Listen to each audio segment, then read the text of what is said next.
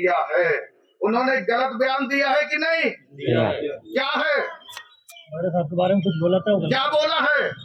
कुछ जनाजे बोल के जनाजे निकाल दी राजगढ़। उसकी हिम्मत कैसे हुई कि राजा के घर में जहाँ पैदा हुआ है वहाँ आकर के इस तरह से बात बोलने वाला ऐसे को जवाब दे दो कि भाजपा की जमानत जब्त करा दो कि यहाँ का बेटा, इस माटी का लाल अगर कोई है वो राजा है।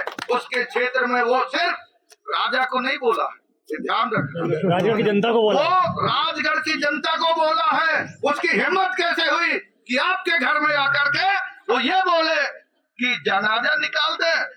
अबे शाह जी, ये घमंड का जवाब राजगढ़ की जनता देगी। भाजपा का जमानत जब्त करा दो, ये अहम से हमारे लिए अपमानित। अरे हम इंसान है, चुनाव लड़ना सबका जिम्मेदारी है। और मैं अमित शाह को कहता हूँ कि राजा साहब सैकड़ों वर्ष तक इस पवित्र माटी का सेवा करते रहेंगे। और मैं कहना चाहता हूँ कि हजारों साल हम जैसे नौजवानों का उम्र राजा साहब को लग जाए और राजा साहब का मैं कहना चाहता हूँ जीवन है वो समर्पित रहेगा। तो मैं आपसे निवेदन करना चाहता हूँ, कार्यकर्ता साथियों, आप सोचिए कि अमित शाह की इतनी बड़ी हिम्मत कि हमारे माटी पे आके हमारे माटी की लाल को ऐसा बोल रहा है और हम लोग क्या खामोश बैठ जाए? बताओ, तो उसको जवाब देना है। और मैं तो कहना चाहता हूँ, चाहे भाजपा के हो चाहे दूसरे दल के हो, ये बात आ गई है राजगढ़ की, राघोगढ़ की, हमारे स्वाभिमान की, मान की, सम्मान की।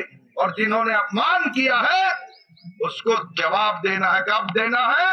7 तारीख को। तो आप सबसे निवेदन है, तरह तरह की बातें हो सकती है पर इतना गिरा हुआ शब्दों का उपयोग कोई नहीं करता जितना भाजपा के नेता अहम से कर रहे हैं। पर राजा जैसे खामोश रह करके गंभीरता के साथ अपने दृष्टि पे काम कर रहा है। मैं तो राजा साहब आपके गंभीरता के लिए आपको धन्यवाद देता हूँ। हमारे इधर अगर इस तरह से बयान देता तो हम तो टूट जाते। आपकी गंभीरता जोरदार है। आपसे निवेदन है साथियों, राजा जैसे हमारे नेता को मुझ जैसे आपको बताना चाहता हूँ, राजा साहब ने विधायक बनाया, मंत्री बनाया, अब टिकट बांटने वाले जगह में भी बैठा दिया है दिल्ली में।